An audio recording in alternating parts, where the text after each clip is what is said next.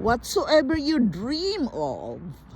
This is just a share, a reminder to each and every one of us that whatsoever you dream of your life right now, remember that dreams are there to be fulfilled.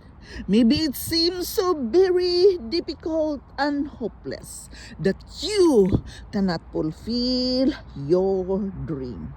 But remember, whatever dream that God put in you, no matter how long it's been, no matter how impossible it looks, stir it up. It starts your thinking in what you're believing and what you're saying. It will come to you. So speak the positive things about your dreams.